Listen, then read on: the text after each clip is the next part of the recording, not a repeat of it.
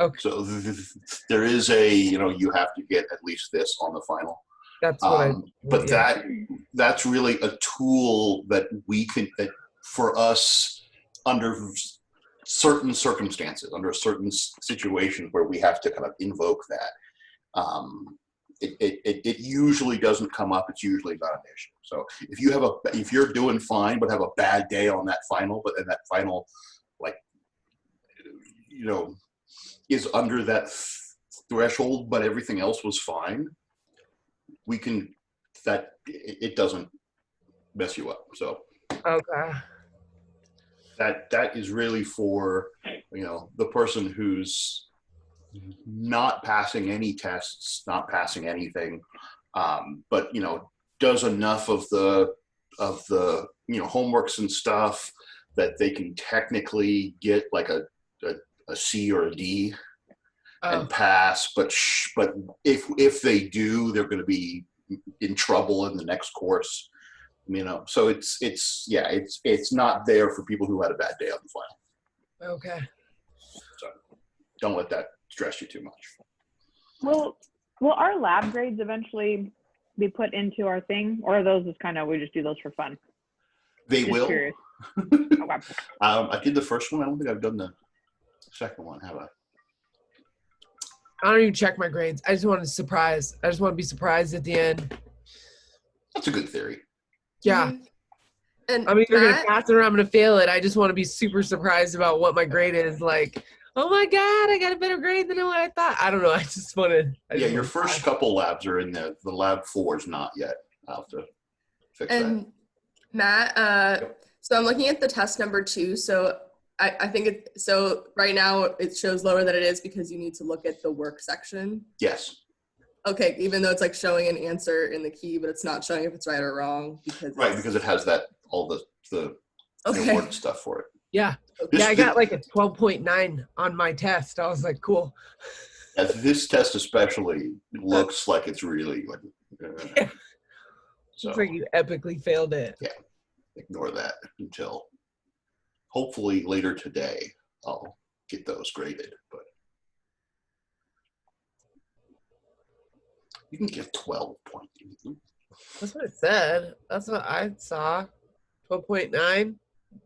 Everything else needed to be graded. But yeah, don't worry about those until I get in there and mess with them.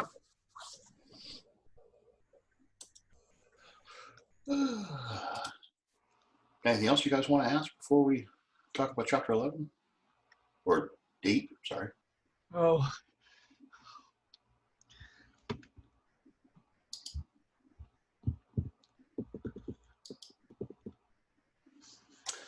So just to preface something before we go into 8, I want you to really quickly find the mean of, let's say, 8, 7, 4, 2, and 9. 2, 3, 4, 5. We could put in one more there, 3. That's a 7.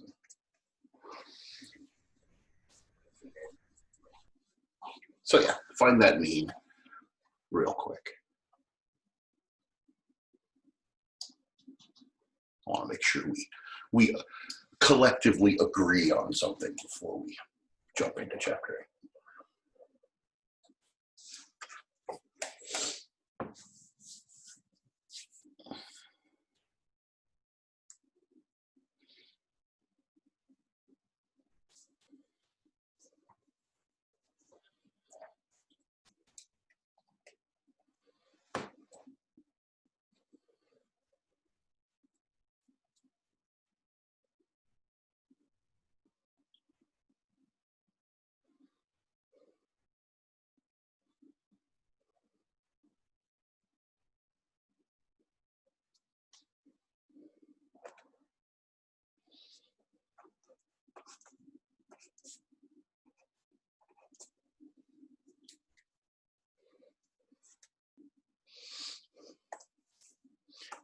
suppose I want to use mu because that's all my data.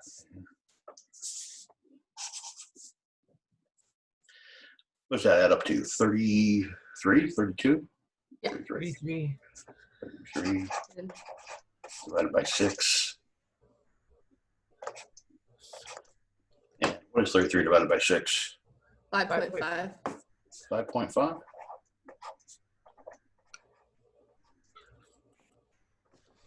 Okay, so that mean of 5.5 stands for all of that data, is meant to kind of be a placeholder for all the different data there. But I do want to look at what happens when we take that number of data points and multiply by our mean. What happens if you take 6 and multiply by the 5.5? What do we have to get when we do that? The same number? Which same number? 33? We should get that total, right? Right. Should. We better. Yep. Get that total. So one of the useful things about an average is if you know an average, you multiply that by how many, and it does get you back to that entire total whenever you do that. So even though that 5.5 doesn't have the variation of the 3, the 8, the 4, it still contains that total value in that n times mu. Sure? So it is our actual amount. It's not even really an approximation of our amount. It is our raw actual amount, our actual total of all the values. That's going to come up later, and I just wanted to make sure we all kind of agree that that's the case before we do. Okay. You help run a company. Matt, can I ask you really quick, just because it's like fresh on my mind? Yeah. And I know you're going to get to it. And that's what they mean by the mean will be the same for both sets of numbers, like your sample and then your regular. The mean stays the same, but your sample size gets bigger. Yeah. Okay. Can I get Yeah. to that? But yes, absolutely, that'll come up. Okay, that's okay. That's an important thing. So yeah, it's a nice thing to point out and kind of like, and it is a weird statement. Mu equals mu. Yeah. Okay. What does that mean? I get that. Don't worry. So you help run a company. This company produces waste. Companies do. Produce waste. And lots of waste. You have to figure out, you need to contract for waste removal.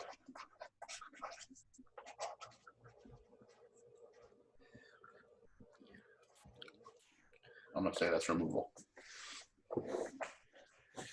So you got to make sure this contract for a waste removal company removes, or you have it set up so they can remove enough volume so there's not this waste hanging around. So you got to make sure that it's hauling off enough material. But you don't want to have the contract remove so much material that you're spending a lot of extra money. Fair? So you could just say, contract them to remove up to a million tons of waste every month, even though you're never going to get close to producing 1 million tons, just to make sure there's always enough. But you're going to spend way too much on waste removal services if you contract for that. So you want to come up with a good approximation for how much you have to remove.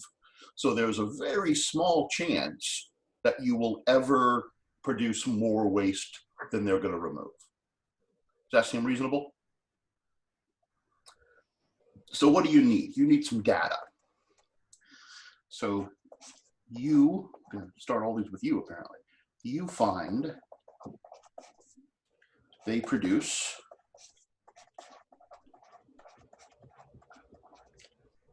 let's say 432 tons, no, not tons, how about just pounds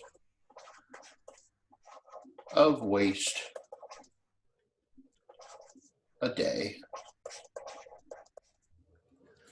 And that's, of course, an average. On average. What kind of average would that likely be?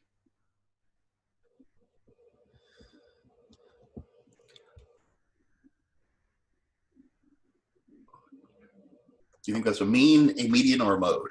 Oh yeah, I think that's a mean. Yeah. Or some, yeah.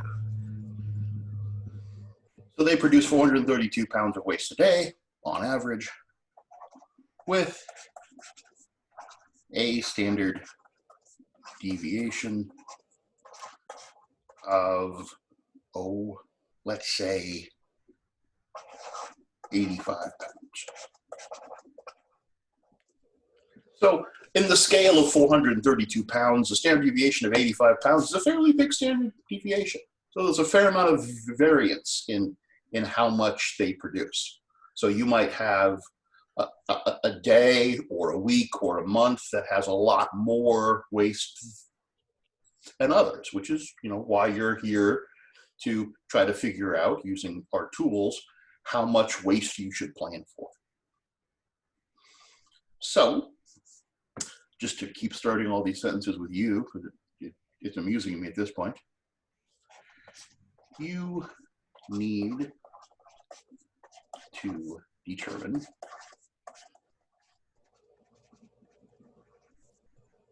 how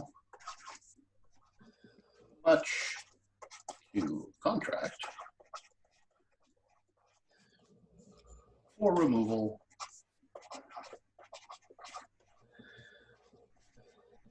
I don't know why I put a B there, each month.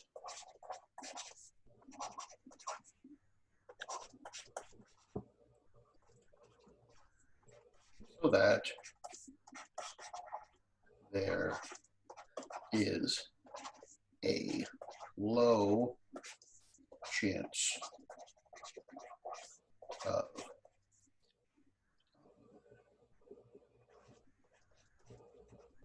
extra waste. I'm just going to say sitting around. And very low. Let's say this waste is toxic and you'll get fined if it's sitting around. So very low chance that extra waste is sitting around. So option one. How do you spell option? O-P-T-I-O-N. Oh, good for me. Option one. So 432 pounds a day. So 432 pounds. Multiply that by, we're going to assume 30 days. In a month. What is 432 times 30?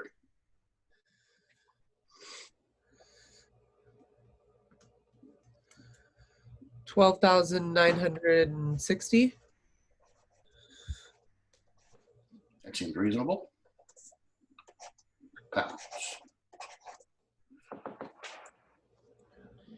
So we could just say that on an average day, you got the 432. So on an average month, you have that 432 times 30 days. That's almost 1,300 pounds, sorry, 13,000 pounds of waste to be removed. That should be essentially the average amount of waste that you produce. So you contract to have that hauled off. How do you feel about that?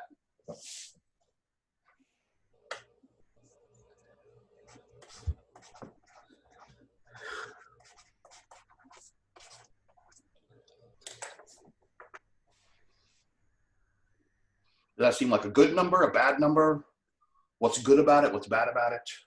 What are your thoughts? That's a wasteful company. It depends on what they're producing. True. That could be the really efficient version of whatever they're doing.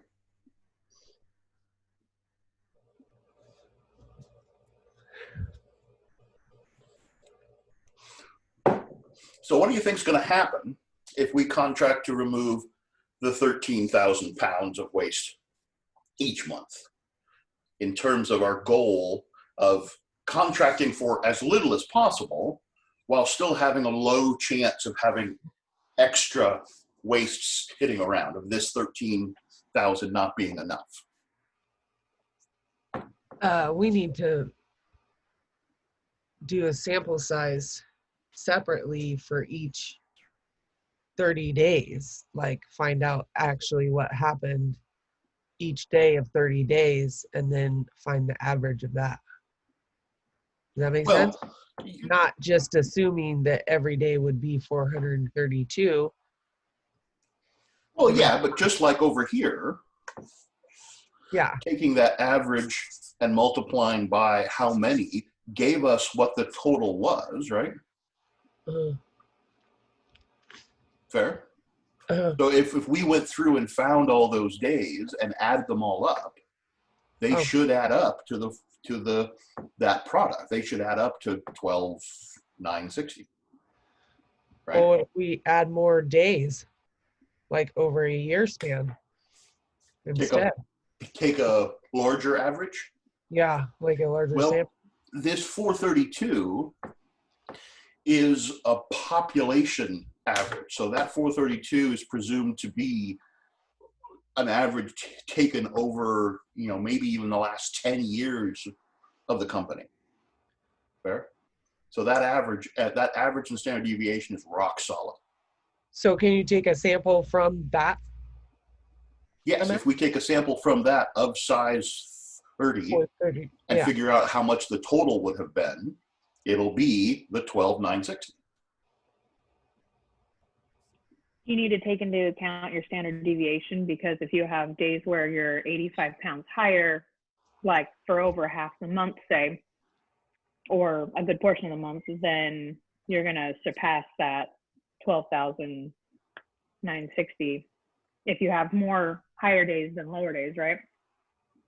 Okay, so let me expand on that some.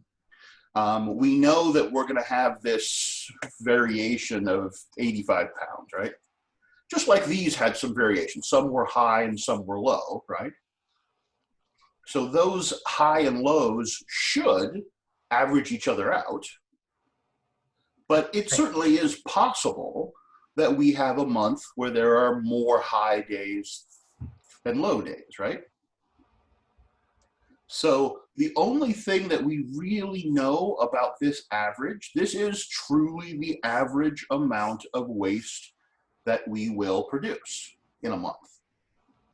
But average essentially says middle, right?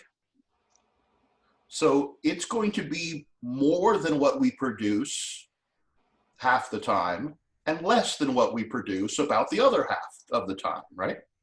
Mm-hmm. Does that seem reasonable?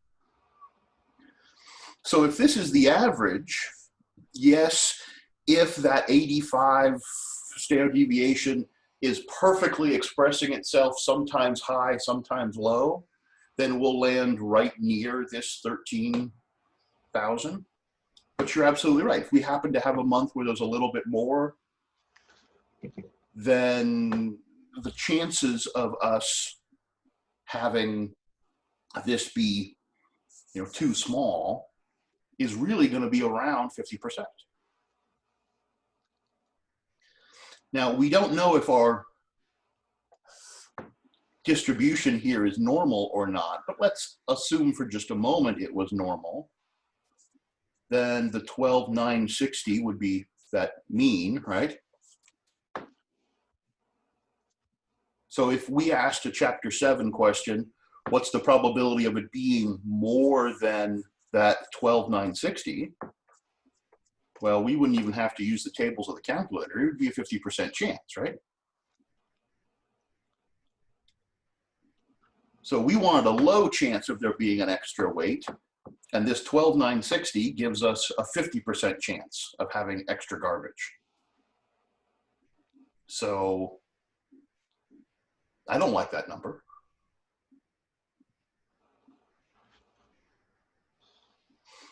So, Michelle, you said you wanted to take that standard deviation more into account.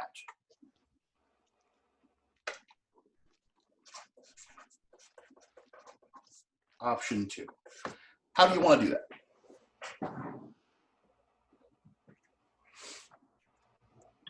Is that where you could go and find out your 2 standard deviations? Because that would be your typical and your usual. And then so anything out of your second would be unlikely, or so then you can maybe have a better idea of on your high days what it would be. That seems reasonable. 432 times or plus 2 times the 85. That's going to give us what the high day is, right?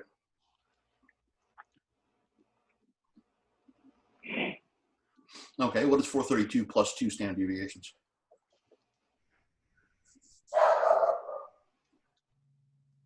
$170, is that what, 502? 602? Thank you. 602 pounds. So multiply that by 30 days. And this is really pounds per day, of course. So what is that 602 times 30? 1,860. 1,860? 18060. 1,060. Or 18,000, sorry. Okay, so 18,060. So on a per day basis, you're going up to that 2 standard deviations above the mean, so that 602, and multiplying that by 30. So you're saying that's, you're allowing for that upper value to occur 30 times. And so would we do the same thing? We minus it by 2 to find the lower value? Except that we're not especially worried about the lower value, right? Our goal is to make sure we have a low chance of extra waste, right? Oh, so, from what our base weight was. Right. So we're only really worried about that upper end. We're going to have some low weeks or low months, and those low months we're going to, have extra contracted, but we don't have to worry so much about that. So if we were asking what's the usual range, yes, we add and subtract, but we're only really worried about what that upper boundary is. Does that make sense? Yeah, I got it. Okay. So what are your thoughts about that value? We decided that this 12,960 was too small, right? How do you feel about the 1,860? A lot. So you're probably going to end up overpaying for whatever you're paying to get rid of it. Can you average the 2? Yeah. You could average the 2. Why would you average the 2? To find the middle of that. You want to find the middle of those 2 numbers, should be a pretty safe spot. Well, we know this is too low, right? And you're arguing that this is too high. Why? Just in case somebody's like, well, why is it too high? Why is that, why do you think that that's too high? I mean, 18,000 is a lot, but it might be necessary. I guess if they could afford paying for it, then they'll just, at least they wouldn't be at that, if they keep paying and yeah, maybe they'll have less one month or every couple of months, they won't utilize that. But then at least they don't have the toxic chemicals sitting around. And they'll take the extra amount that they end up paying than what they need, they'll take out of your salary. Yeah, I know, right.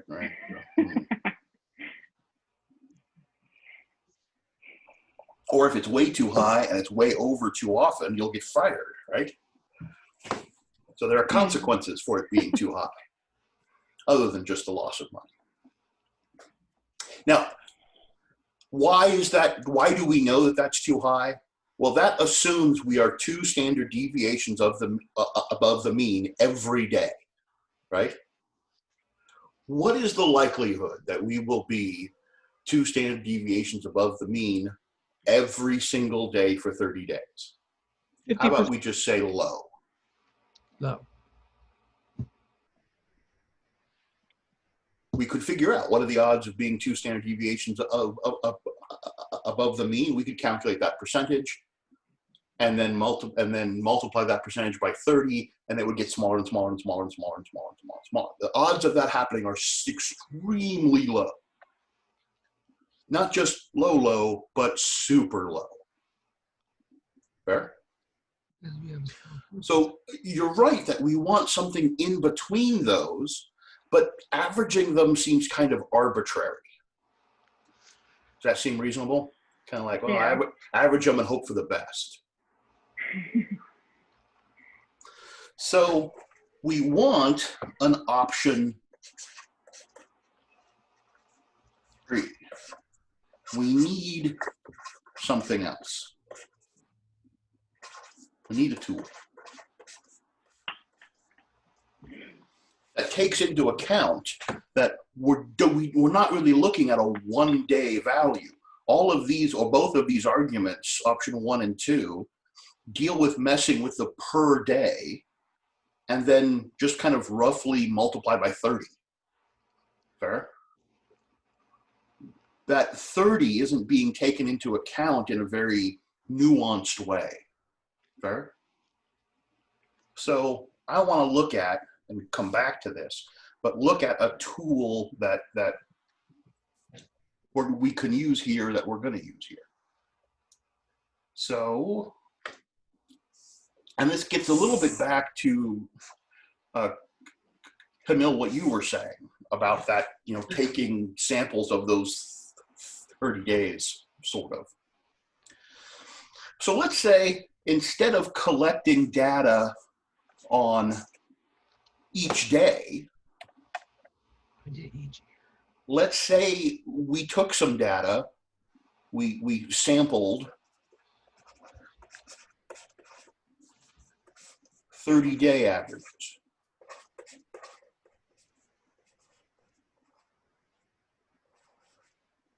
And still means. So if we went and took a 30-day average, I'm going to call it X bar 1. So we took this average of 30 days. What would you expect that 30-day average to be on a per day basis? Roughly 14.4. Now 14.4 is that total, right? Wait, 14.4? How'd you do 14.4? Where's that? Divided by 430, 432 divided by 30. Oh, remember that 432 is a per day still, right? Oh, gotcha. So we Okay. need the Never 12. mind. So Right. No calculator here whatsoever. If you took a 30-day average, so you add them up for 30 days and divided by 30, what would you expect your sample average to be? 12,960. That's what you'd expect your total to be. Oh, sample. And then when you divide it by 30, you'd expect it to be what? 432. You'd expect it to be 432, right? Now, is it going to be 432? It could.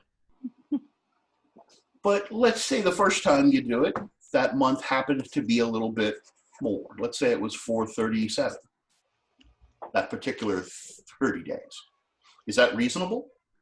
Yeah. You did this again for another 30 days. And that time you got 374. That's fairly low. But it's not even a full standard deviation below our mean, right? So that's, you know, maybe that's unusual, maybe it's not, but that was a low value. Then you did it for another 30 days. And you got 450. And then you did it for another 30 days and got 431. And then you did it for another 30 days and got 442. And then you did it for another 30 days and got 442. And then you did it for another 30 days and got 442. And so on and so on and so on.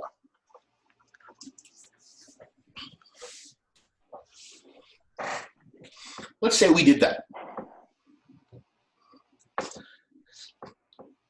Now, if we took all of these averages, now notice these are not per day values that we're averaging.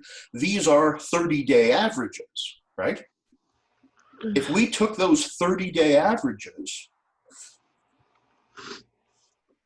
let's say we did this 100 times. And just for the sake of argument, say the 100th time was 430.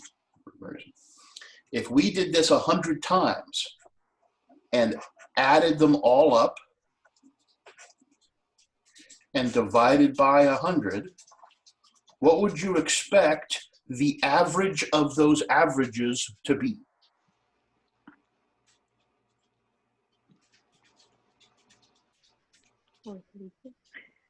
Say that louder and with confidence. 432. You'd expect the average of those averages to be 432, right? It should be centered around 432 because our averages should average around our average. That's a weird statement, right? Yeah. But Camilla, that's what you were asking about, right? Yeah.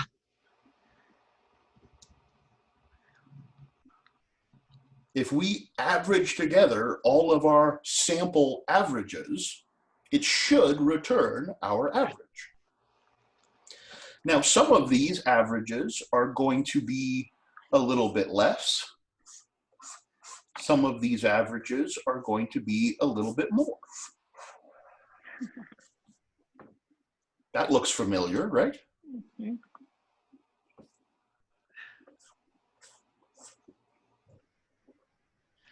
And it's going to have some sense of spread. Now, here's the fun part. Here's what we've kind of been sort of talking about. This sense of spread is not going to be that 85. That 85 is a per day variance, right? This is a 30-day average variance. The 30-day average isn't going to vary as much as per day, right? Does that seem reasonable? Because some of our high days and some of our low days are going to cancel each other out. Fair? So it's going to be a much tighter distribution. This distribution of averages is going to be much tighter than our distribution of, I'm just going to call it days. That was 432 with a standard deviation of 85. This is still 432. The average of these sample averages is still the same as the average of our data, but the standard deviation is going to be much smaller. How much smaller? Well, we could take all those hundreds of data points and figure out how much smaller it had to be. We could find a new standard deviation. But the nice thing is, calculus gives us a formula. It tells us a tool for finding this new standard deviation based on the old standard deviation. Our new standard deviation for this distribution of means is going to be the old standard deviation divided by the square root of our sample size. So if we want that new standard deviation for our distribution of averages, and trust me, we'll talk through all of this again a couple of times, don't worry.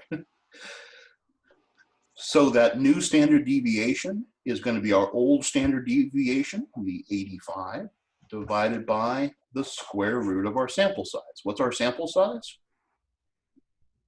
The 30 days. The larger the sample we take, the tighter the distribution becomes. So what is 85 divided by the square root of 30?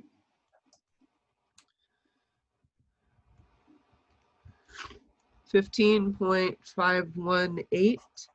15.518. I'm just going to go 15.5 if that's okay. Yeah.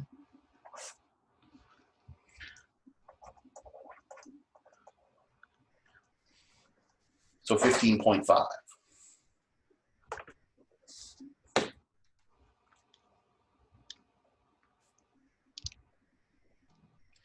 So if we want to find out what would be unusual, this 432 plus 2 times the 85 told us that 602 was unusual for a per day value. But if we wanted to know what's unusual for a per 30-day value, we're going to take that 432 and add 2 times what instead? The 15.5? The 15.5. Because we don't want the unusual for a per day, we want the unusual for per 30 days. And that's what, 3163, is it 463? Yeah. So 463 times the 30 days. What's 463 times 30? 13,890.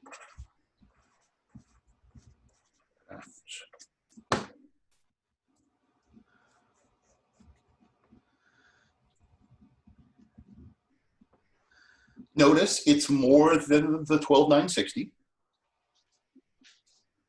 but not nearly as high as the 18,000.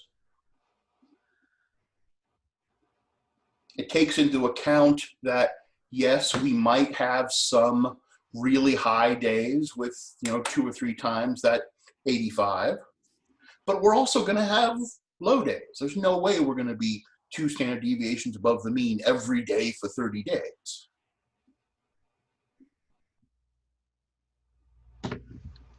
This almost 14,000 gives us that 2 standard deviations above the mean, What's the probability of being above 2 standard deviations above the mean? That's our 2.5%. Because it's 95 in between, 2.5% on either side. So there's only a 2.5% chance of us ever going over that 13,890. And paying for 14,000 pounds instead of 18,000 pounds is going to save us a lot of money.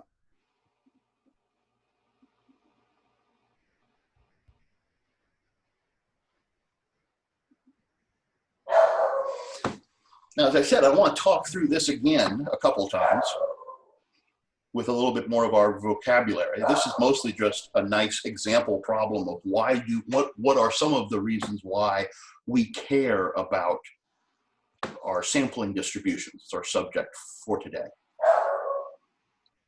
So I wanted to kind of start this one with a nice application problem.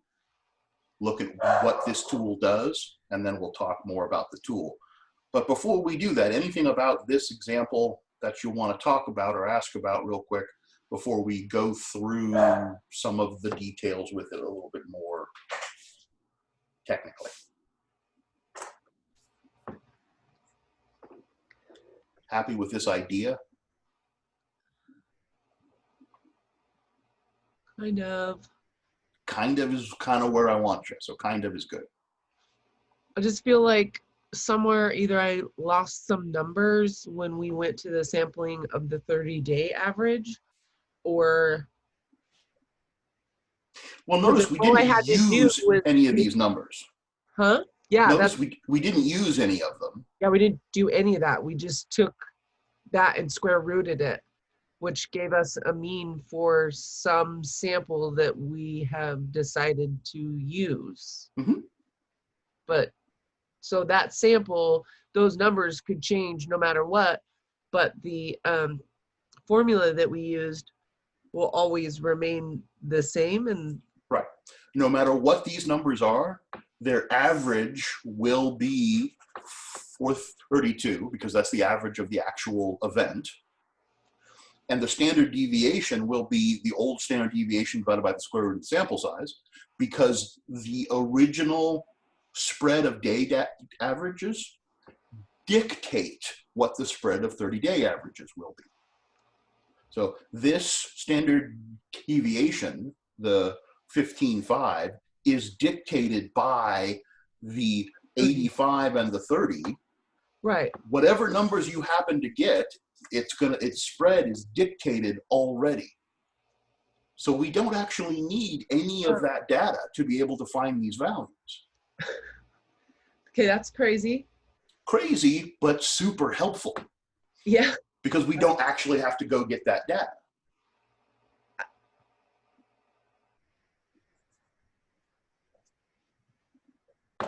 That's what I don't have to understand, right? Because that's crazy. But does it seem at least somewhat reasonable that the spread of these 30-day averages is going to be based on the spread of the daily values? Yeah. The fact that a little bit of, a little bit of math can figure out that formula. But let's take just a minute, just a second here, and talk about it. Let's say we did want to find standard deviation. Do you remember how to find standard deviation? It was the square root of a sum of squares, right? Of squared deviations divided by the sample size, but one less than the sample size if it was a sample, but the sample size itself if it was a population, right? Well, notice this sum divided by, oops. So don't focus on this too much. It's just to give you a sense, fair? These averages we're finding are these values divided by our sample size, right? So we could change this into an add up those averages divided by the sample size. So there are essentially averages already in our standard deviation, right? So we want to find the standard deviation of those. Okay, add them up and divide again by how many there are. Well, that's this divided by the square root of n. Okay. So essentially, this cute little formula for finding the standard deviation is that old standard deviation formula changed for averages and a new average. I know none of that makes a whole lot of sense. Doesn't have to. But it doesn't have to. And just the idea that this is really finding a formula for that, a rigid formula for that new standard deviation by just modifying the formula for the old standard deviation, hopefully gives at least some sense of, okay, there's a mechanic going on here that isn't us just ignoring all this information. Fair? Okay. It's just, we already have that information, technically. Okay. That help a little bit, or was not focusing on that the best part of that conversation? So let's look at what's kind of happening here in a more general sense. So, population. So we have the population of some sort of data. That population can look like, can be distributed in any way. So this data, for example, is not normally distributed, right? It's got peaks and valleys in it. It's got lots of data up here and down here, a little bit of skew that way. So this data is all over the place. Fair? So not normally distributed, crazy data. That crazy data has an average of mu. That mu equals whatever it equals. I'm just going to call it mu. We're going to stay general here. Fair? And that population has some standard deviation. We can't use the empirical rule because it's not normally distributed, but it still has a spread, so it will still have a standard deviation. Let me draw that down there like I usually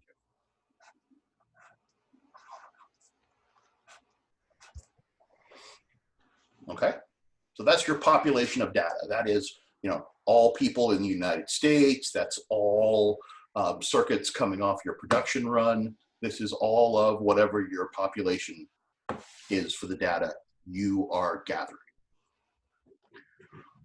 What we've been looking at for data is, okay, we go off and we take a sample. So while this was a population distribution,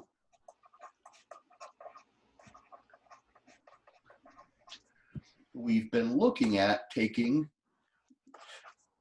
sample distributions.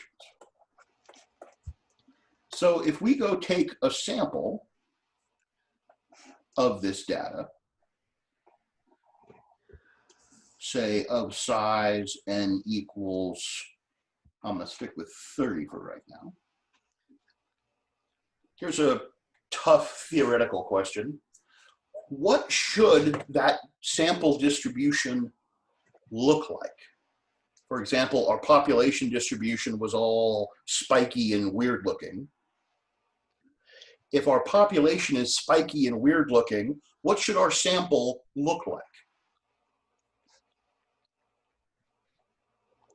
Spiky and weird looking? That is the perfect answer. It should look spiky and weird. It should look like our population, right? Right. It's a sample of our population. Now, it might not look exactly like it, but it should mimic it. That's the point of taking a sample. Fair? Right. And it will have an average. Notice it's the X bar because it's the sample average. And it will have a sample standard deviation. How should that sample mean, that X bar, how should it compare to our mu for the population? Be the same. The same-ish, right? You should be close. Yeah. What should the standard deviation be like? You would want to think that it would be the same, but it can't be because it's a smaller, different size. So it would be smaller because your sample is smaller. Still close. Like tighter? Nope. Nope. Should be the same closeness, really. Technically, it's usually a little bit larger. Oh. But that's just because standard, you get more variation when you deal with a sample. That's that difference between dividing by n and dividing by n, and dividing by n minus 1. So if the population had an average of 100 and a standard deviation of 10, then your sample should have an average of about 100 and a standard deviation of about 10. It should mimic your population. The point of a sample is to mimic the population. Fair? Now, they generally won't be exactly right, but it's because it's a sample. Now, could we go take another sample?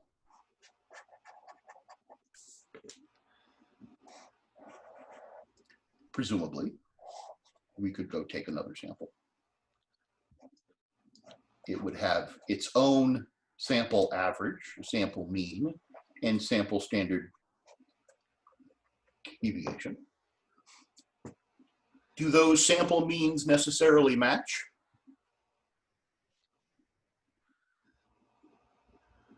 Frankly, they probably don't match, right? But they both should be near our mu, and our standard deviations should match. How many samples of size 30 could we theoretically take?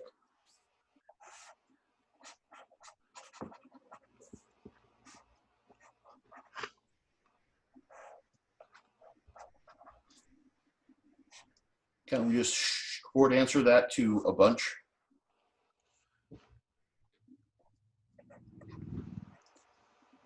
Assuming our population is fairly large, we could take these all day, right?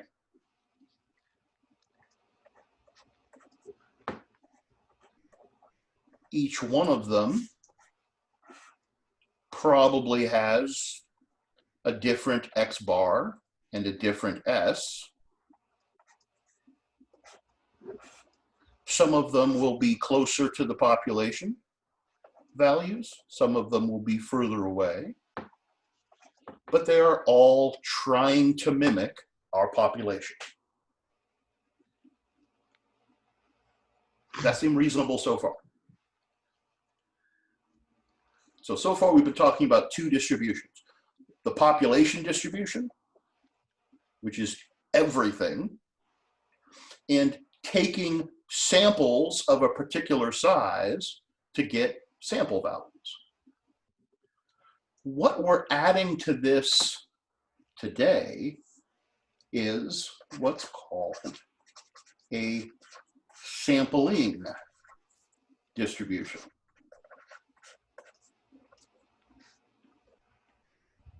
So not a sample distribution anymore, but a sampling distribution.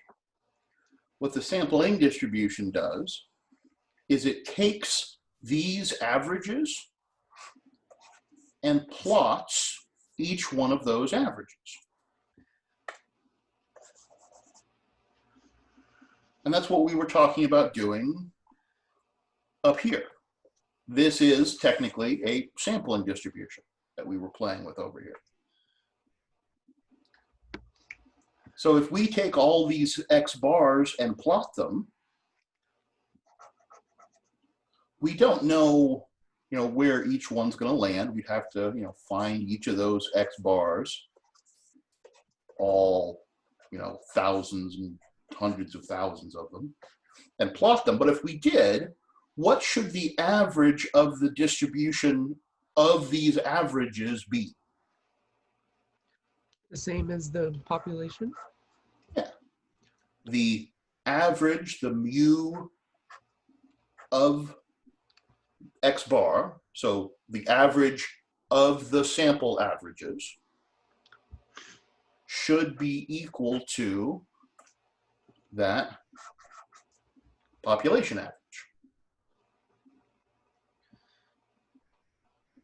And that's the average of our averages is equal to our average, which is just one of the best sentences ever.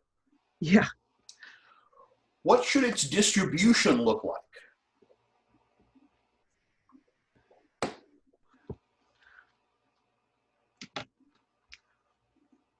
This is one of the important parts.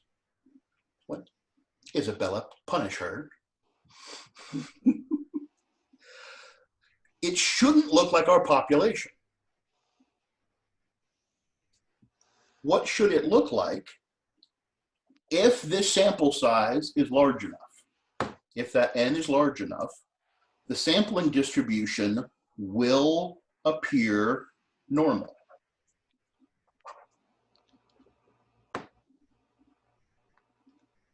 the way our population varies isn't what's being modeled in the sampling distribution. What's being modeled in the sampling distribution is how these averages synced up.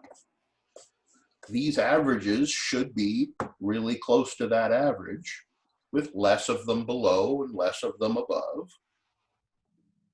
But as long as this sample size is large enough, this should end up being a fairly normally distributed sampling distribution.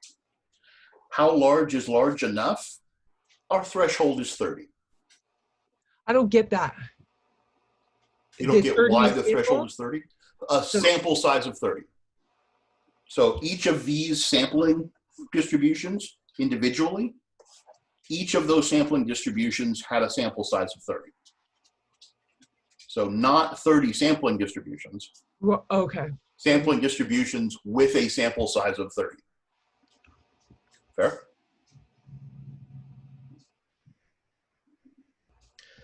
And one of the reasons for that, in practice, we're really only ever going to have as many as one sampling distribution. We're not going to go find a sample, 100 different times. That's a lot of work. Fair? So in general, we're only going to have one of these actual sampling distribution, or one of these actual sample distributions. So how many sample distributions are there? There are theoretically infinitely many. Fair? So this distribution, this normal distribution, is the distribution of infinitely many sample distributions, each one of which had a sample size of 30.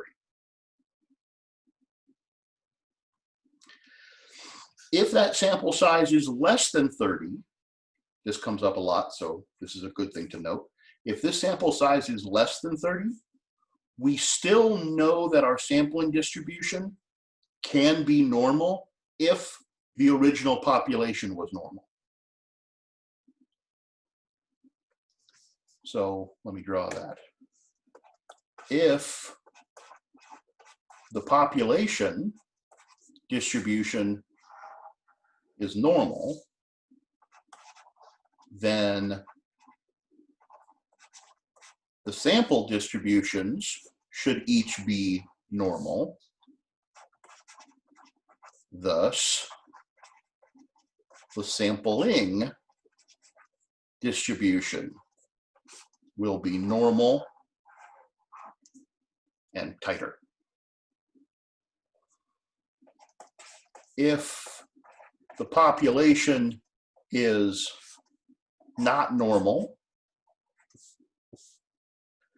then the sample distributions will be correspondingly not normal.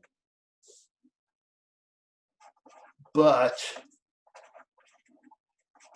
the sampling distribution will be normal if the sample size is larger than 30.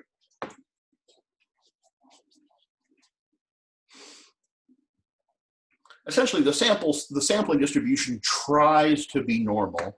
It gets more and more normal as the sample size increases. At what point is it considered normal enough for us to use our tools? It's generally considered normal enough after 30.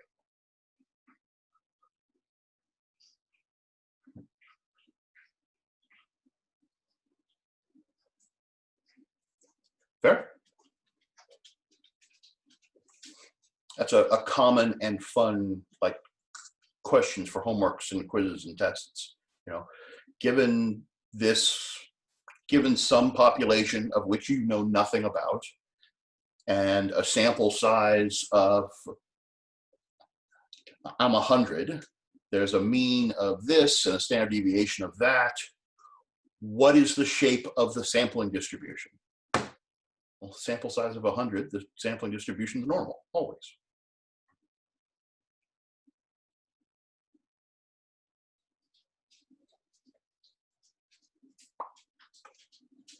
So this sampling distribution will end up being normal, again, if our sample size is large enough.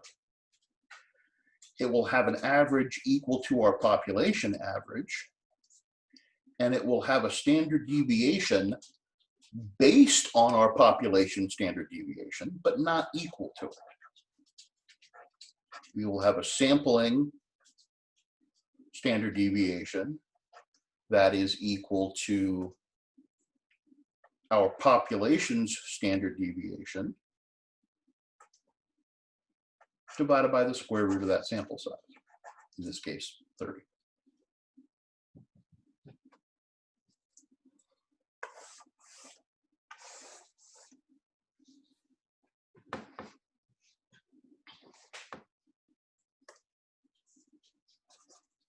So,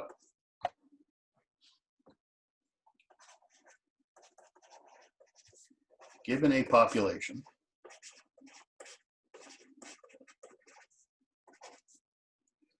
with an average of 114 and a standard deviation of let's say 23, you find a sample of size. What sample size do you want? I'm going to say 40, just to be different than 30.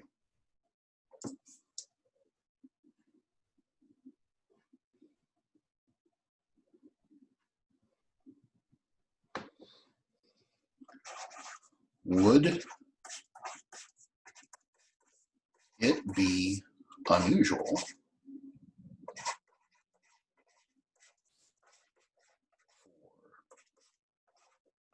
for X bar, your sample mean, to be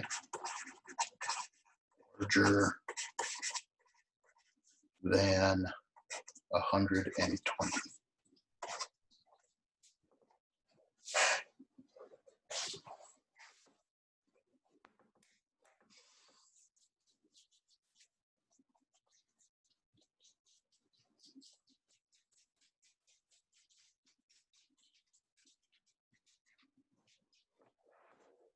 So I'll give you a second to write that down and think about that, but just a minute or so because I want to talk us through it.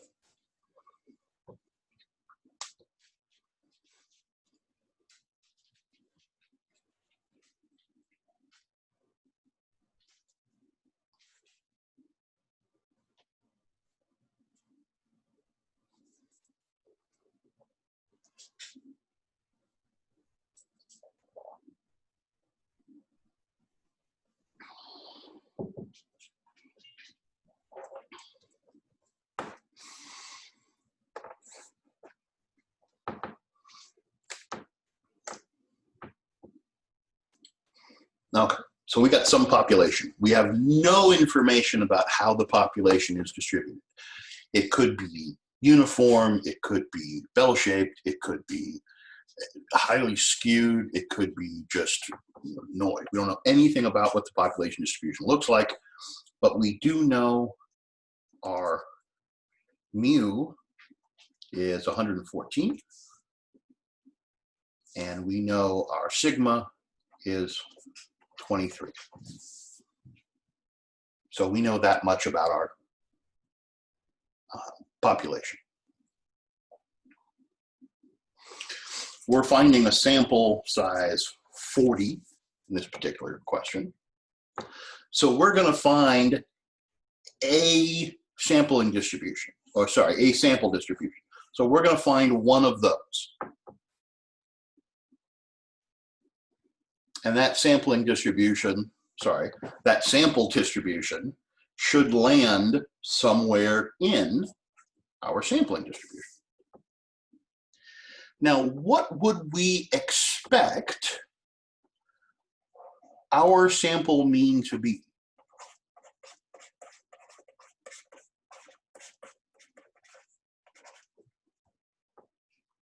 114. We'd expect it to be 114-ish.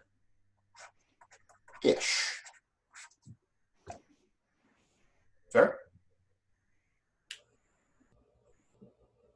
If everything works out perfectly, that X bar should be near 114. Because that's what our average is supposed to be.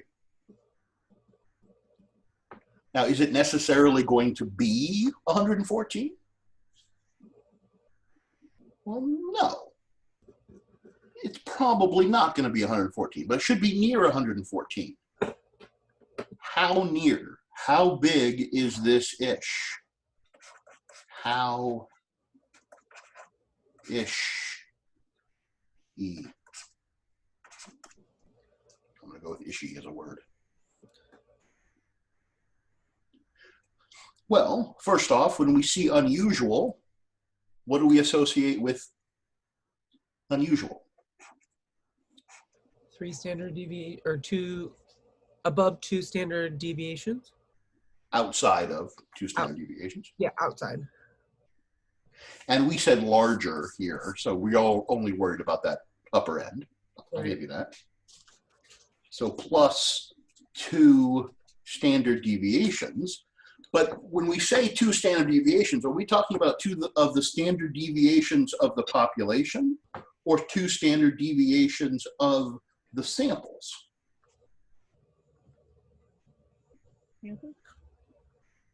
Louder with confidence? Samples? Of the samples. So this average that we find doesn't live in the population. That average lives in the sampling distribution. Means we have to find that. Which means we have to find that. Right. So we've got to find that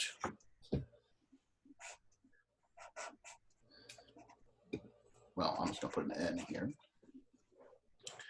We have to find that standard deviation of the sampling distribution. This is a great chapter for words, by the way.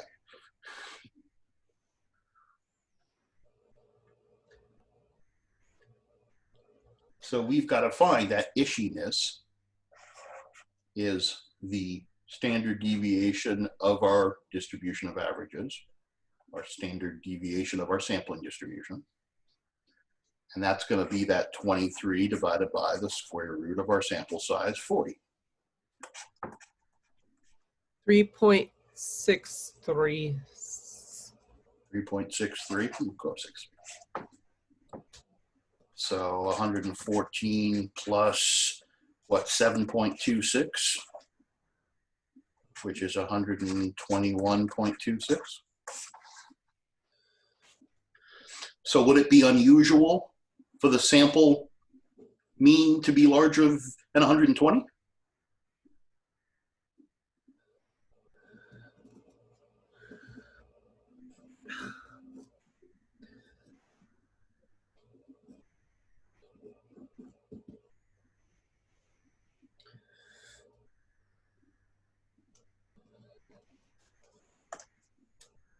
$120.7.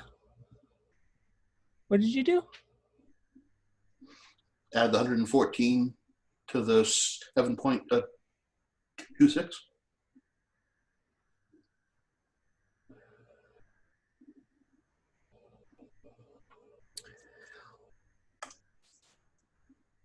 Where did you get 7.26? 2 times the 3.63. Wasn't it 3.63 that you guys said? 114 plus 2 times 3.36 is 120.72. Oh, 3.36. Is it 3.36? No, or it's 3.63. Okay. Did I say it weird? I got the same answer. Matt. Yeah, the Yeah, 3.63 I just round. times Oh. 2. Sorry. I'm sorry.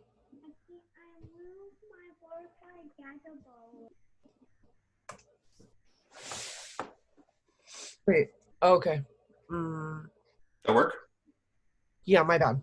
No problem.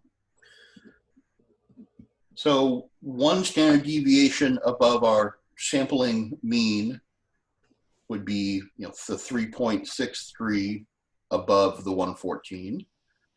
If we go 2 above, that puts us at 121.26, is 2 standard deviations in the sampling distribution above the mean of the sampling distribution. So if we get 120, is that 120 unusual? It's less than 2 standard deviations of the sampling distribution from the mean of the sampling distribution.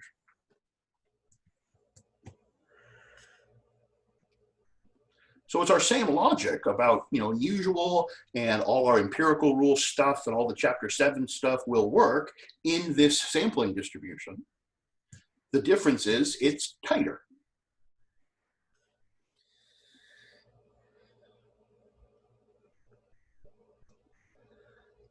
Now we can contrast that with, would it be unusual to find a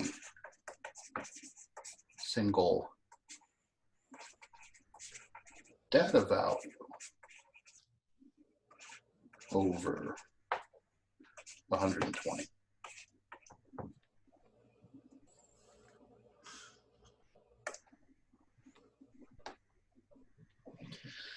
Now, for a single data value, does the single data value live in the population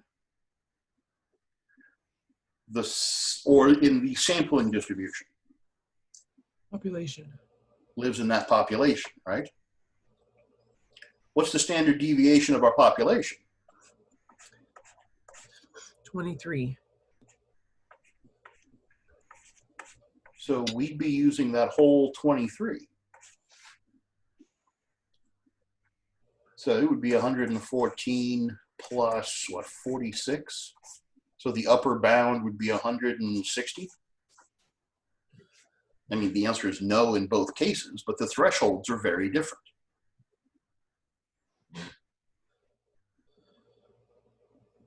To be an unusual single value, you have to be more than 160. To be an unusual average of 40 values, you only have to be 122 on 121.26.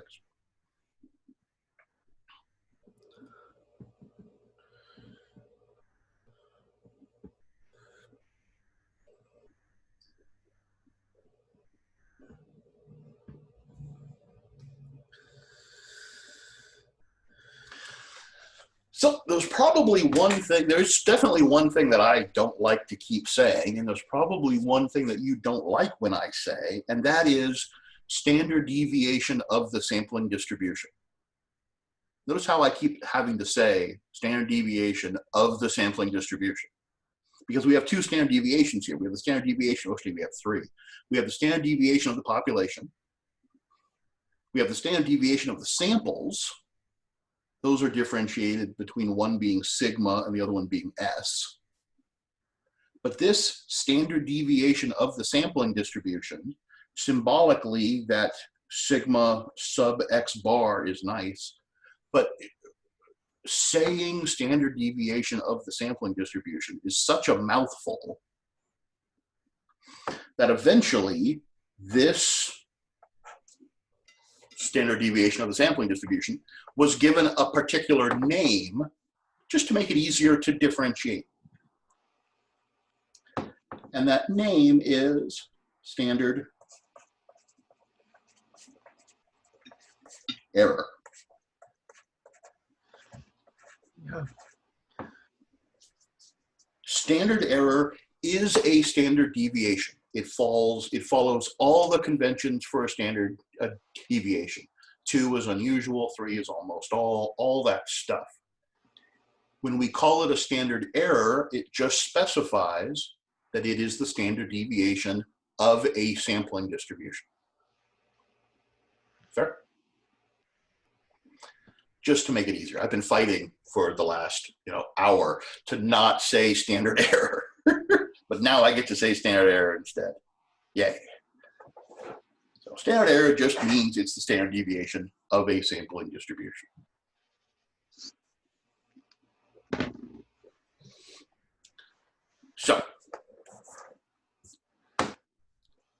let's try something hopefully fairly straightforward.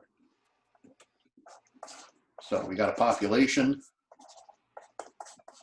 with an average of, let's say 30, a standard deviation of 4, and find the standard error for a sample of size n equals, how about 100?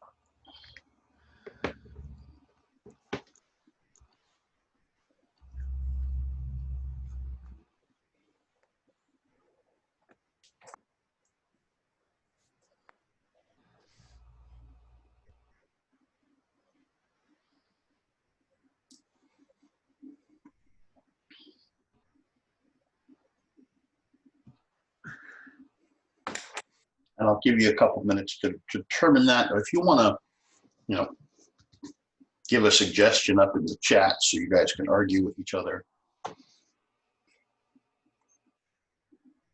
that would be good. Or you can just, there's not very many of us here today, you can just talk to each other.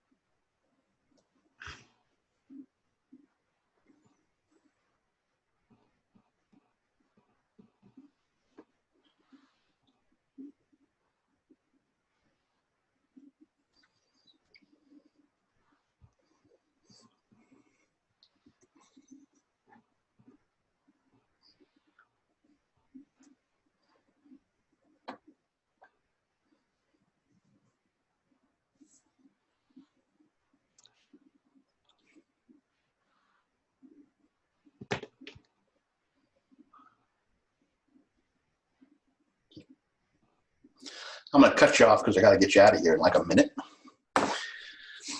give or take, right? So I'm going to separate here what you're going to do versus what we should be thinking. So this is thoughts. This is what we're actually going to do. Fair? So population with an average of 30 and a standard deviation of 4. Again, we have no idea what this distribution looks like for a population, but we know its average is 30 and it has a standard deviation of 4. Okay. We know that we could take, I think I made them green. We could take a bunch of samples. Those samples should mimic that. They'd be size, they'd be samples of 100 data points, and those 100 data points, they'd be more discrete because there's only 100 of them, but it should mimic that population. We're not going to take any samples, but if somebody did, they'd have a bunch of X bars, and those X bars would be all around 30 and somewhat spread out.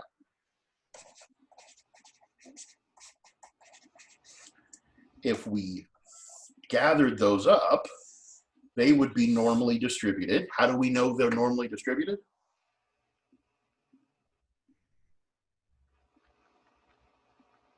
In the sampling distribution?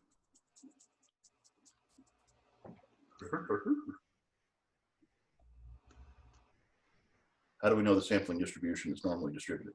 It's above 30. Sample size is more than 30. So the sampling distribution, it will have an average that is equal to, well, it's equal to our average of our population. And it will have a standard error that is smaller than the standard deviation, tighter. How much tighter?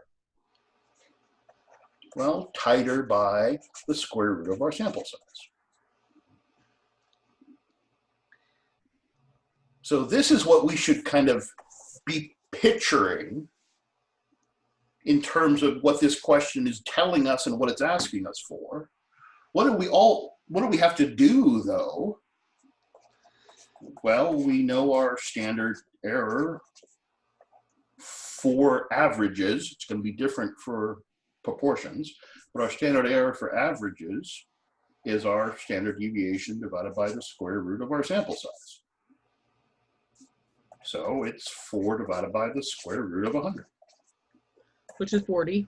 Which is 4 divided by 10, which is 0.4. Mm-hmm.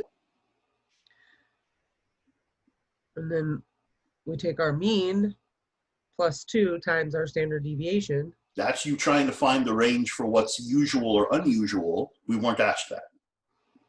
Oh. We were asked for standard error. And that's that it. is our standard error. That's just my standard error. Yep. My other one is giving me a standard deviation for a different sample. Which other one? Oh, the multiply by 2? Yeah. That would be giving you the range for what was unusual. So what is the, say, usual range for sample average? Oh yeah, I get it now. Okay, that would be our 30 plus or minus 2 times 0.4. Got it. That's your interpretation of your standard error, as opposed to just find it. Right. So mechanically, what we actually end up doing in this section is super, super straightforward. But the ideas and the vocabulary tend to get, tend to need some getting used to. Yeah.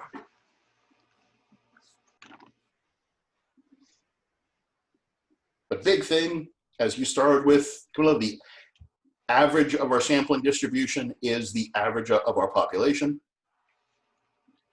And the standard deviation of our sampling distribution is tighter than our population standard deviation by the square root of the sample size.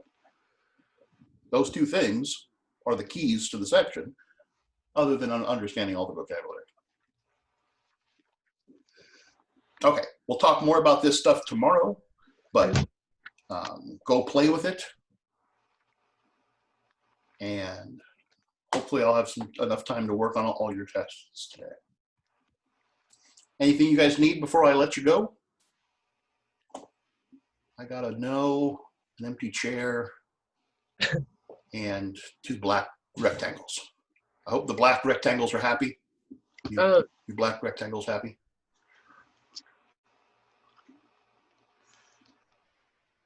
If anybody wants to do homework and work on this, I'll log back in.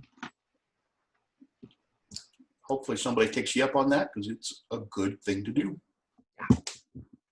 Goodbye. Bye-bye. Okay, I'll see you guys tomorrow.